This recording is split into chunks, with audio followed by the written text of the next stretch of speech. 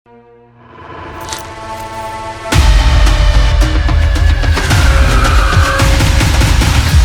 دنیا پشتگیری هەولێر دەکات. ئارامی کوردستان بۆ هەمووان هێڵی سوورە.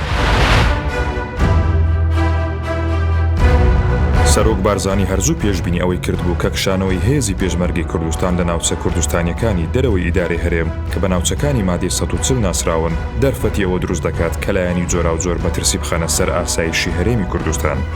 پێمان بڵێن بگەڕێنەوە بۆ خەتی سەوز بۆ معلوماتی هەیە خەتی سەوز خەتی تەماسی کۆنە بینی پێشمەرگە و سوپای عێراق لە زمانی سەدام. یعنی بگەڕێنەوە بۆ نێزیکی قوشتەپە هەر کاتی بیانەوێ بە تۆپخانە لە هەولێر بدەن. ئاسایش و ئارامی هەولێر بۆ هەموو لایەک ئەمڕۆ بۆتە هێڵی سوور و تیرۆرستان لە هەر لایەک پشتگیری بکرێن و خاوەنی هەر ناسنامەیەک بن ناتوانن ئارامی کوردستان تێک بدەن.